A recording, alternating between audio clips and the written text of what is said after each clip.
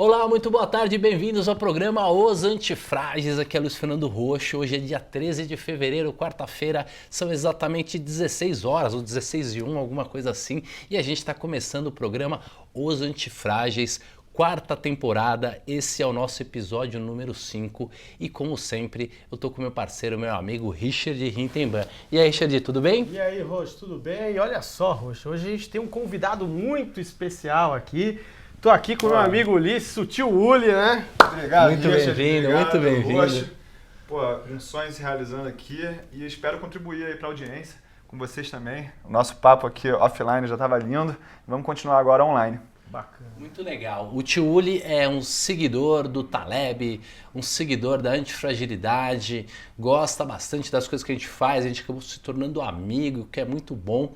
E o legal é que ele tem 100% do skin in the game. Então é fundamental e o programa de hoje ele tem tudo a ver com esse assunto.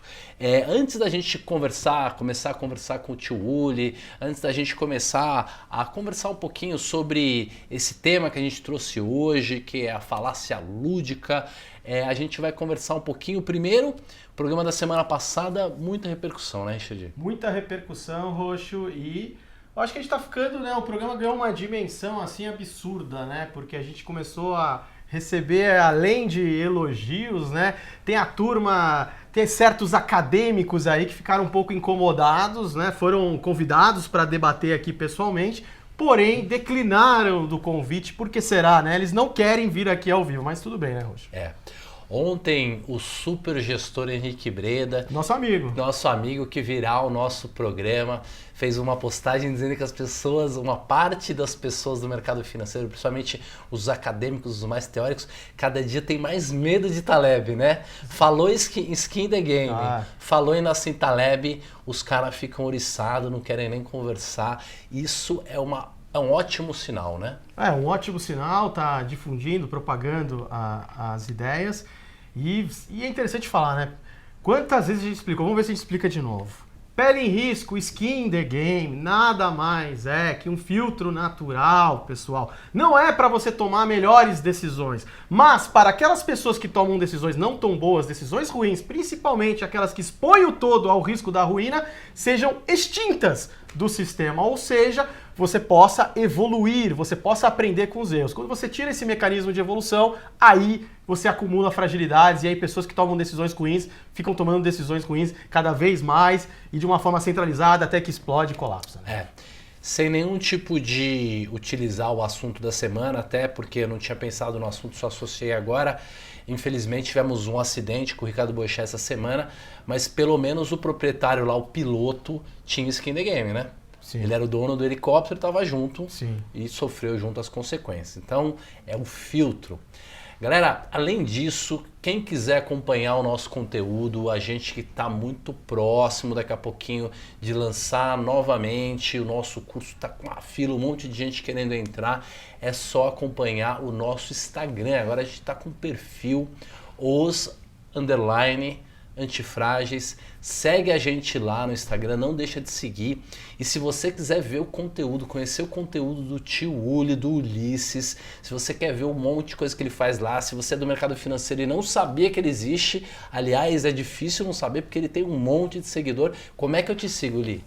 Vai lá no Instagram, @tiouli com H, e eu vou estar fazendo conteúdo lá, que é uma coisa que me dá muito prazer, Roxo, e gosto de mostrar para as pessoas que o mercado financeiro ele tem muito mais a ver com prática do que teoria, né? Muita gente confia muito nos modelos e os modelos eles seguem a curva normal, que é uma coisa rara da gente ver na realidade. Exatamente, é isso que a gente vem falando há tanto tempo, vai continuar falando pro resto da vida, é um dos conhecimentos mais básicos sobre finanças, não dá nem para começar se não entender essa questão. E se você quiser receber o nosso conteúdo, o vídeo exclusivo que a gente fez com o Taleb, vídeos que a gente está criando, e-mails, textos, uma série de coisas, segue a nossa lista VIP, se inscreve lá, assina a nossa lista VIP para ver todas as novidades, vai estar aí no live do Facebook, é só clicar para seguir. Ou se você está assistindo o programa diretamente, estamos brigando aqui, diretamente, agora eu vou para cá, Caramba, brigamos de não. Diretamente. Foi ótimo. Diretamente do YouTube, no meu canal. É só você clicar também, vai estar lá na descrição. Além disso, se você está no Facebook, começa aí a dizer o que você está achando do programa, vamos interagir, vamos deixar a opinião aí, eu quero saber o que você acha do tema. E aí eu pergunto pro Richard. Richard, qual que é o tema de hoje? O que nós vamos falar? Olha, aproveitando a presença ilustre aí do tio Uli aqui, o tema não poderia ser outro, né? Por que então professores de finanças, os alunos nota 10 normalmente são as pessoas que duram menos tempo na bolsa? O cara acaba se extinguindo, perdendo tudo muito rápido. O cara tem a teoria impecável, tem os modelos, né, Ulisses? E aí o cara é um dos primeiros a ir embora, né? Eu acredito que eles confiam demais nos modelos. Eu tive a oportunidade de conhecer o Warren Buffett pessoalmente, e uma frase que marcou muito daquela visita, daquele encontro, foi de que ele falou assim: nessa sala, os mais inteligentes serão os primeiros a quebrar. Isso tinha a minha turma lá do IBMEC, que era uma das primeiras. Foi a primeira turma internacional que ele recebeu. Tinha uma turma de Stanford também. E isso foi antes da crise de 2008, e ele já, com a sua sabedoria enorme de quem domina a prática e a teoria, matou em cheio essa. E só depois de mais de 12 anos de experiência que eu vim aqui compartilhar com vocês, reis da experiência de Skin in the Game, que ele estava realmente muito certo. Você vê, Rocha, a gente sempre fala isso e as pessoas às vezes até levam para outro lado, mas o Buffett, cara, ele é extremamente talebiano. Totalmente Ele sabe, gerencia a opcionalidade, ele não confia nos modelos de distribuição normal. Então, assim, ele tem as heurísticas muito próximas que o...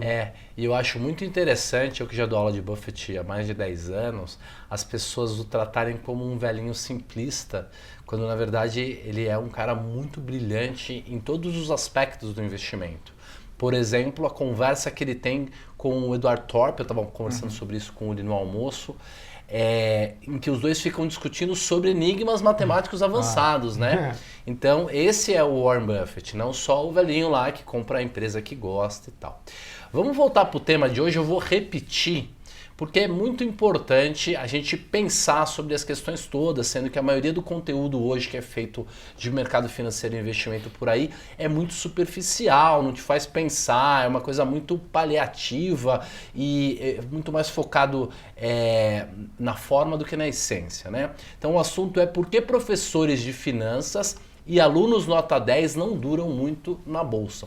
O que a gente quer dizer? Não é que todo mundo que dá aula de finanças não sabe, mas os acadêmicos, aqueles puramente teóricos, que gostam de pensar de uma maneira totalmente cartesiana, algo que o Taleb chama de platonificada, e também aquele aluno que é muito certinho, muito nerd, a palavra nerd utilizada até de uma maneira menos honrosa, quer dizer, aquele nerd que só pensa num assunto, que tem quase uma obsessão por uma única coisa, eles chegam na bolsa e se dão mal. Por que isso acontece? Então, o Richard vai começar explicando pra gente o que é a falácia lúdica, né? Isso, Rocha. Pra gente poder explicar esse tema hoje, a gente vai tratar da falácia lúdica e também a gente vai apresentar um personagem que a gente já apresentou bastante lá nos Antifrases, que é o Tony Gorducho, né? O Fat Tony, que é o cara que aposta aí contra esses sabichões, mestres do universo e ganha muito dinheiro. Falácia lúdica, né, Rocha? Como o próprio nome diz, lúdico vem de ludo, de jogo, né?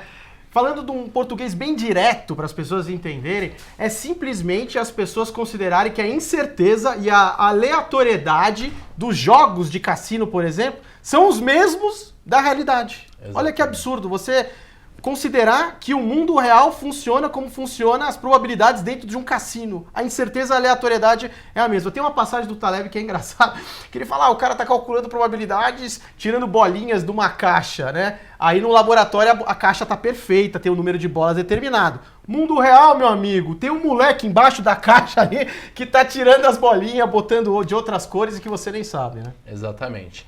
Então a gente confunde quando a gente vai para o mercado financeiro e tenta usar os modelos esterilizados, simplificados do cassino, modelos do mediocristão, quando a gente tenta aplicá-los na vida real, né, a vida real é infinitamente mais complexa e eles simplesmente não funcionam. Por quê?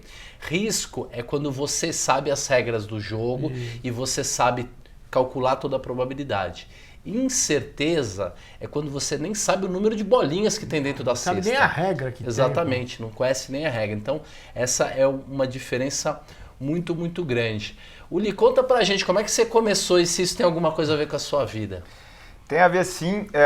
Eu comecei nos mercados financeiros em 99.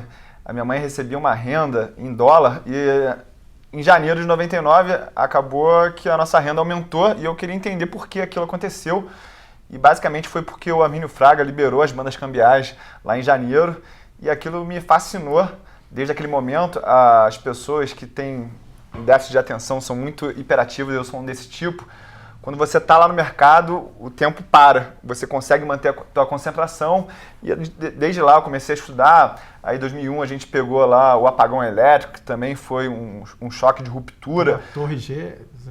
2001, né? A Torre Gêmeas, né? Os balanços também sendo alterados naquela época. 2002 veio o Lula, depois veio o bull market de commodities da China, assim.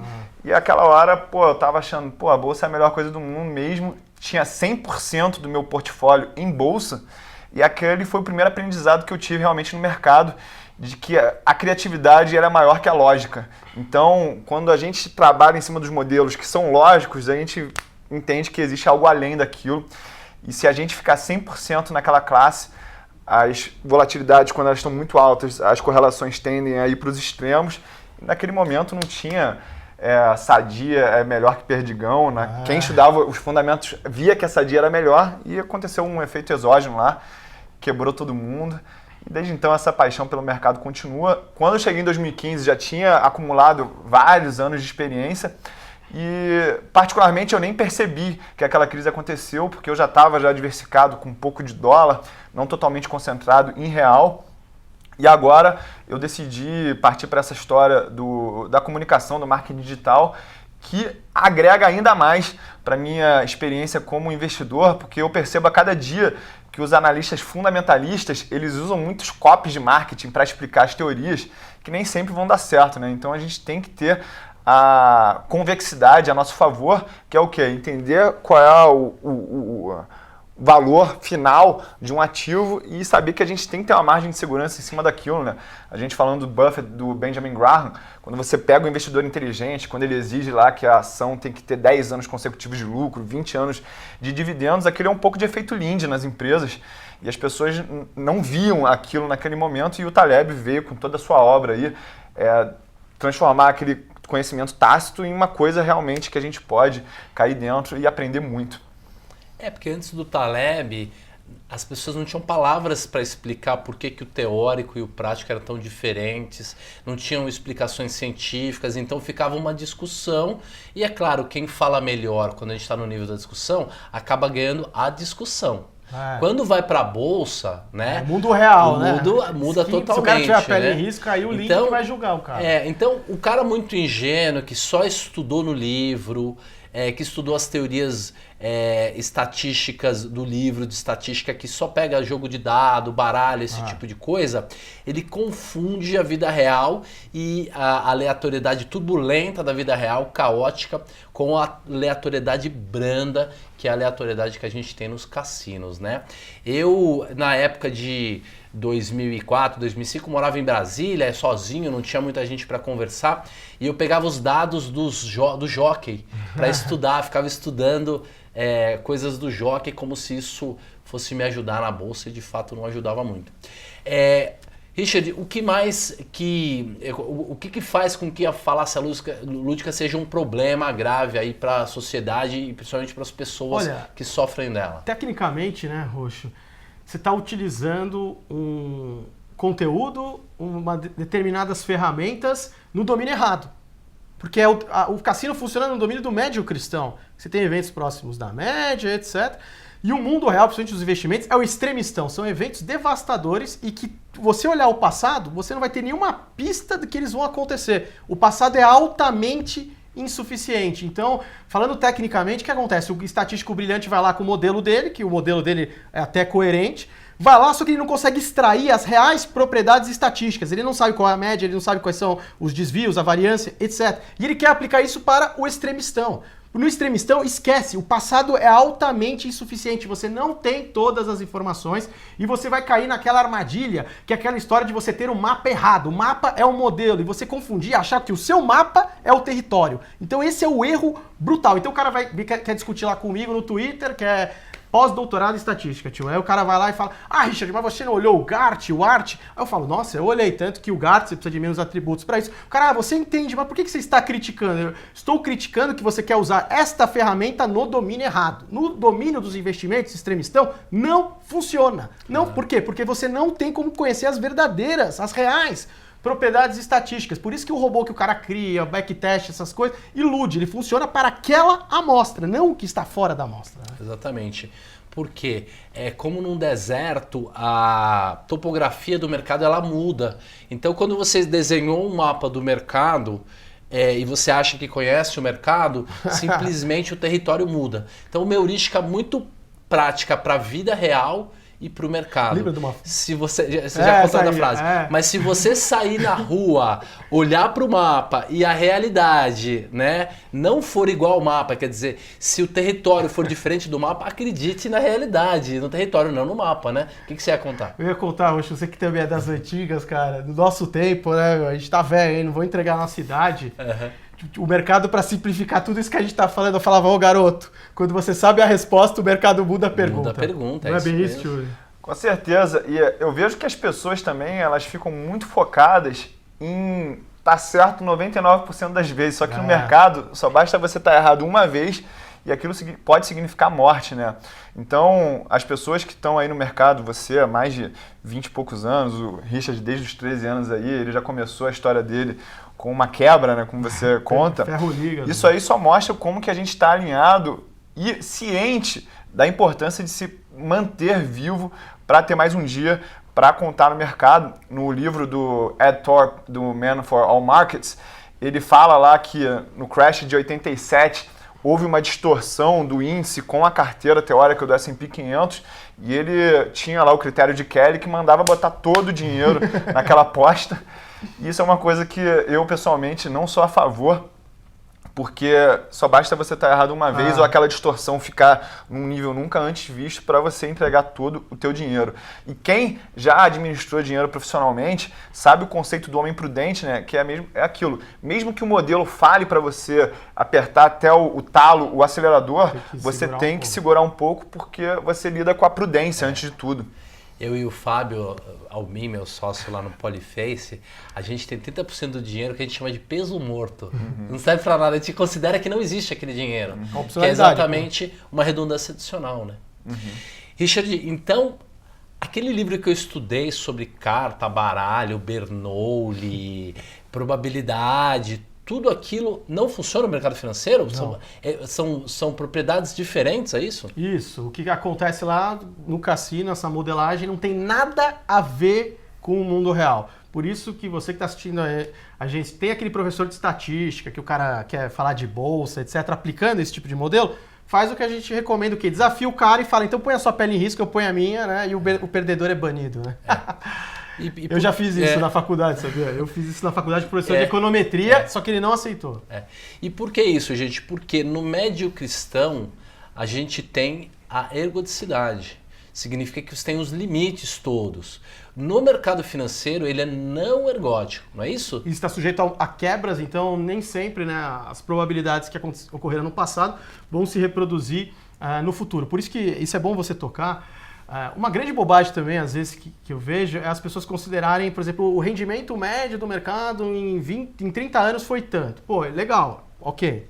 Porém, tem que considerar a ergodicidade. O que é a ergodicidade? O que garante a pessoa que ao longo desses 30 anos o cara não teve um problema de saúde e precisaria se desfazer da posição, um divórcio, a empresa aconteceu alguma coisa, cisnes negros, ou seja, qualquer coisa que significasse o que ele chama de uncommon point, né? Uma quebra. E se você uma vez bate na barreira da ruína e é absorvido, é game over. Mas você vê que o tio Uli é extremamente humilde. Porque primeiro ele corretamente falou, o que importa é a proteção, em primeiro lugar sobreviver, E ele não falou, né, que ele recentemente aí teve um ganho estupendo aí com uma assimetria aí na Vale, né? Com certeza. E isso começou com uma perda. É importante eu mostrar isso para vocês, né, para não cantar de galo aqui. Quando teve, infelizmente, né, claro, com todo respeito aqui às famílias das vítimas, quando teve a primeira queda da barragem lá em 2015, se eu não me engano, de Mariana, eu perdi 500 mil e eu pensei, cara, se eu perdi 500 mil, alguém ganhou esses 500 mil. E a partir daquele momento eu me tornei antifrágil e eu parei de vender a volatilidade, que era uma coisa que eu gostava de fazer, porque aquilo dava uma resposta química para o meu cérebro de prazer, porque você está ganhando todo mês ali, a maioria das vezes você ganha. E agora, mais uma vez com respeito às vítimas, essa vez eu ganhei muito dinheiro com esse evento de Brumadinho e mostrei para as pessoas que não importa você ganhar a maioria dos meses, o que importa é a simetria de quando você ganha. Então, eu devo ter ali, ao longo do tempo, perdido alguns meses, mas quando você faz isso com a Vale, com a Petrobras, na crise dos caminhoneiros, eu também dei uma porrada bem bonita com a queda do mercado e aquele dinheiro ali que eu gerei de caixa, eu usei para comprar mais ações de uma carteira fundamentalista que eu também vejo ter características antifrágeis.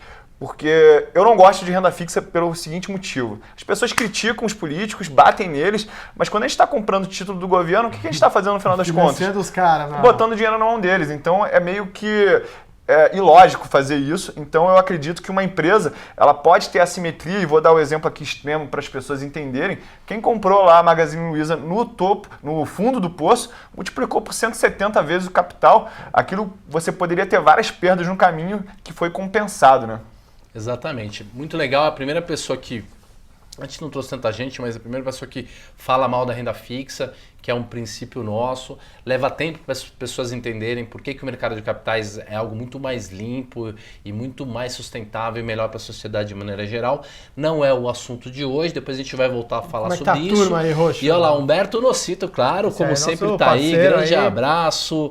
Quem mais? Caio Vicente, boa tarde, galera, um abração.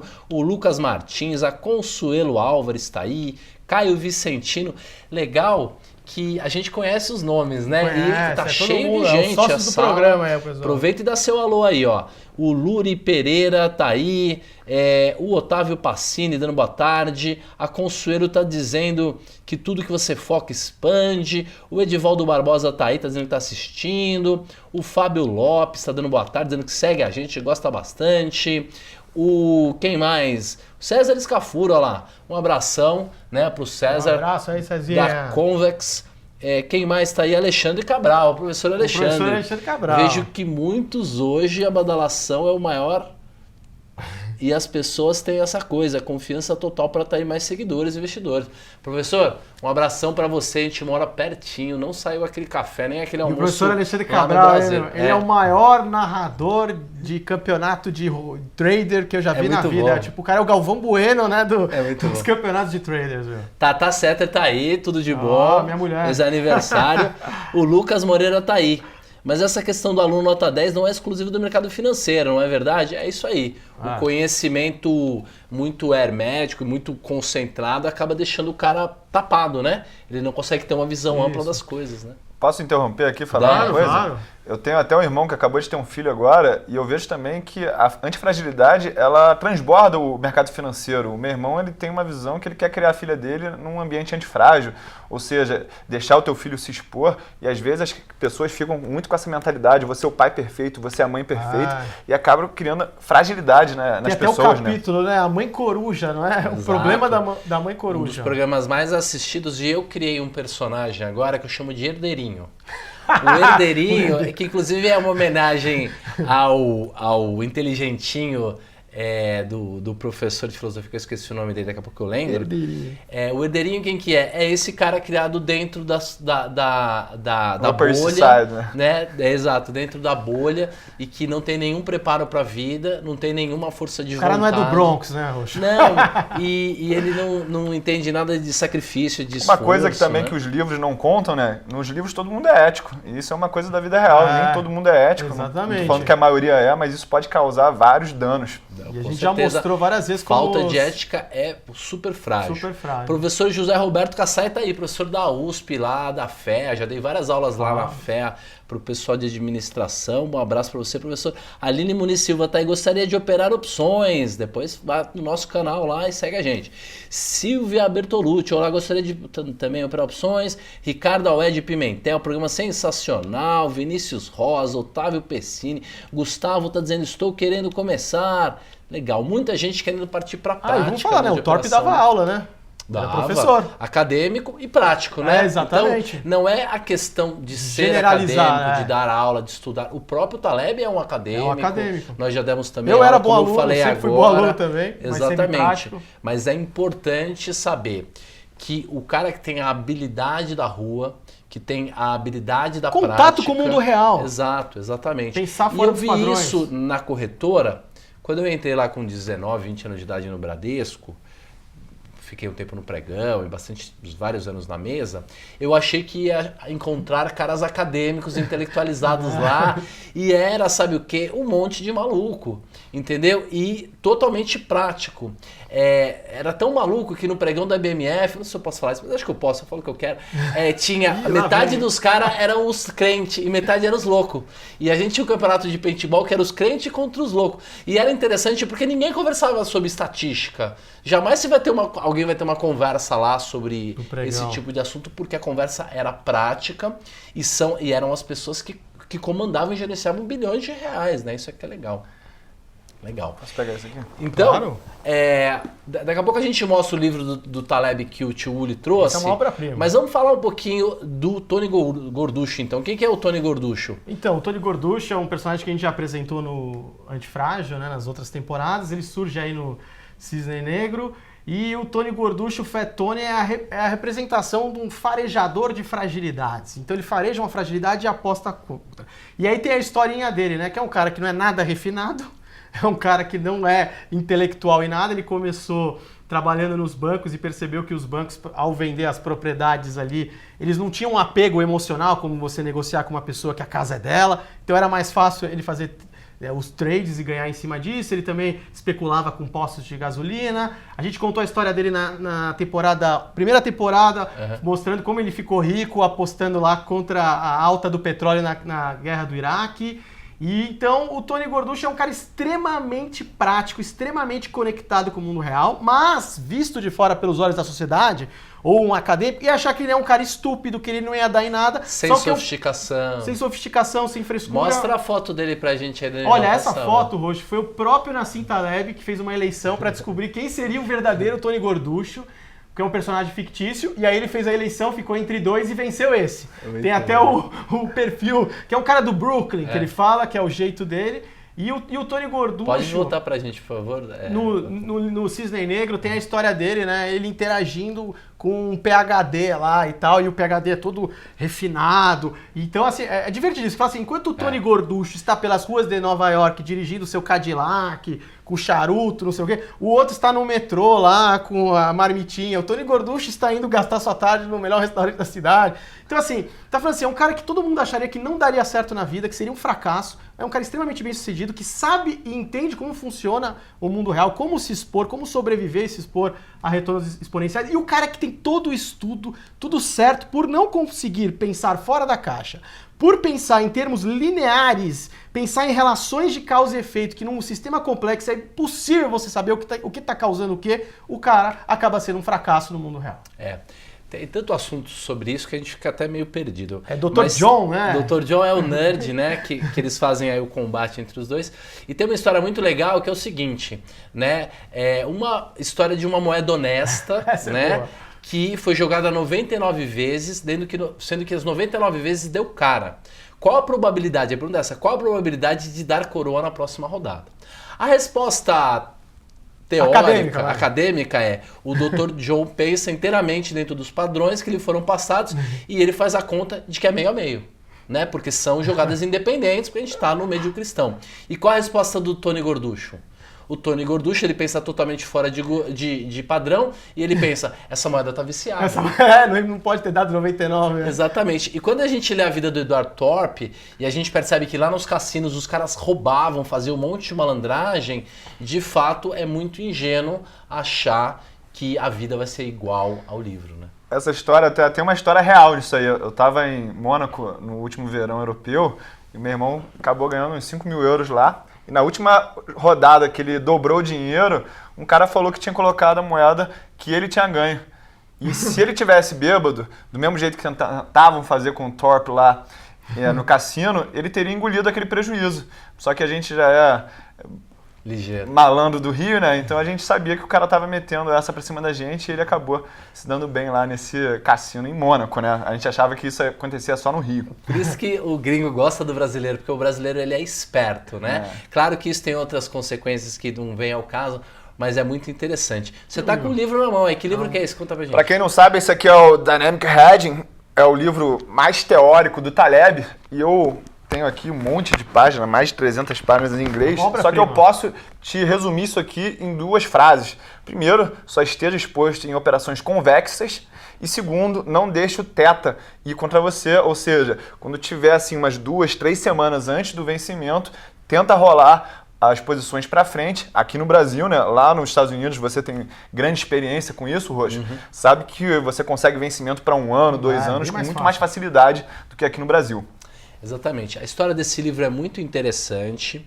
O Taleb, quando ficou milionário, ganhou muito dinheiro, a gente não sabe exatamente quando dinheiro ele ganhou em 87, ele durante alguns meses resolveu levar uma vida hedônica, tomar vinho, essas coisas, e não ficou de saco cheio, não quis fazer isso, e resolveu ir para a academia, conversar lá com os acadêmicos e discutir aquilo que ele tinha percebido, que tinha problema nos modelos, ele queria descobrir a resposta. E é claro que os acadêmicos super prepotentes bateram a porta na cara do libanês. Ô libanês, que história é essa de você vir aqui e achar que sabe das coisas? Ele comprou 600 livros de estatística, matemática, foi para um sótão e ficou 2 anos lá. E o resultado é essa obra aqui, né, que é o Dynamic Hedging. Eu emprestei para uma pessoa uma vez e não me devolveu nunca mais. Não me lembro, pior é isso. Fala o nome dela aí pra eu já tive menos apego na vida, hoje eu sou um pouco mais apegado. Então, o livro é o livro que mudou as opções, porque é a primeira vez que alguém mostrou erros sistemáticos e persistentes do Black-Scholes. Não é uma leitura fácil, né, Roxo? Não, é um livro que dá para ler do começo ao final, diferente de outros livros de teoria, de opção, mas eu é um livro super difícil. vou fazer um desafio aqui no ar que não está programado, hein, Roxo? O que você acha, hein, Roxo, da 5ª temporada ser o Dynamic Hedging? Eu sou totalmente a favor e eu quero fazer mais um desafio, então.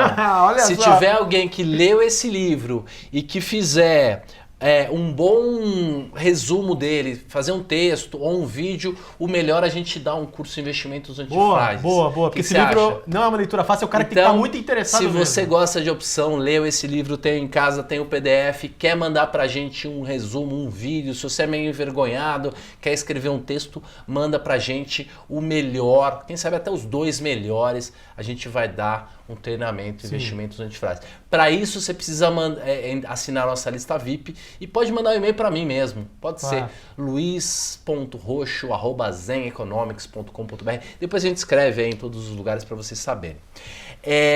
Um assunto interessante, que até estou puxando da atualidade, o Taleb anda meio brigando com essa questão de QI e inteligência, né? Sim. Porque se o nerd nota 10 parece inteligente na faculdade e na escola e é um cara totalmente atrapalhado e que quebra no mercado financeiro, e aquele cara mais imediatista, que não quer estudar, que está preocupado mais em levar uma vida boa, entender as grandes questões e que é um mau aluno às vezes na escola e que na vida dá certo, se a sociedade, né, se principalmente as ciências sociais dizem que esse cara é burro e tem que ir baixo, existe algum problema nessa teoria. Sim, né? As métricas, né, para você mensurar a inteligência tem problemas seríssimos que o Taleb já mostrou matematicamente, filosoficamente, e porque às vezes a pessoa ela pode ser muito boa, né, para fazer determinados testes. E às vezes a pessoa ela é um gênio, mas ela se sente desestimulada de estar tentando solucionar um problema num papel ela ali. Não tem interesse. Ela não tem interesse, ela tem a facilidade de solucionar problemas reais, né? Que nem o Taleb tem uma frase bárbara que ele fala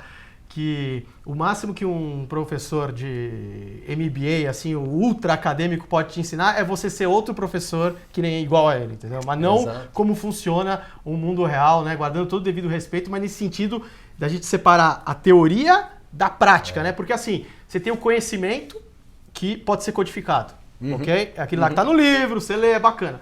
Só que tem um outro que está embaixo, que é o que está oculto do iceberg, que é o conhecimento tácito, né, Uli? Que é aquilo que não pode ser decodificado. Então eu pergunto para vocês, eu ler um livro de MMA me credencia lá desafiar os caras no UFC? Falta o quê? Conhecimento tácito, treinar com os melhores no dia a dia, prática, experiência, pele em risco. Exatamente, não dá pra comparar um cara teórico, o cara que faz só luta na academia, contra, isso aí é uma passagem do próprio Cisne Negro, o cara que faz Street Fighter, luta na rua, olho, dedo no olho. Quer ver, aproveitando que o tio Uli, ele adora filme que nem eu, tem uma luta antológica dos cinemas, que é a luta do Rocky contra o cara que ele treinou, acho que é o Rocky 5, lembra? O Apollo. Não, é o que ele luta na rua com o garoto. Ah, sim. Ele luta com o cara na rua, Isso. Ele treina o cara é campeão e depois o cara quer desafiar ele. Aí ele fala, pô, eu te treinei, garoto. Aí o garoto chama ele pra luta de rua. E na luta de rua o Rocky espanca ele. Uma passagem do cinema também que o Rocky é lutador de rua.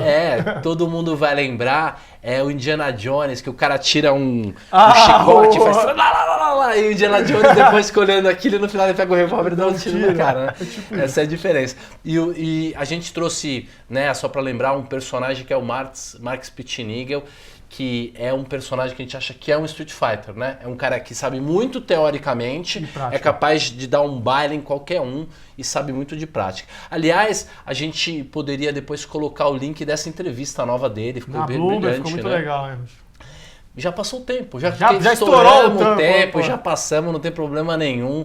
Foi incrível, vamos ter que fazer mais programas. Tem que voltar mais, gente. Por isso que eu falo, a escassez é o maior gatilho que a gente pode aplicar nos outros, né? Muito legal.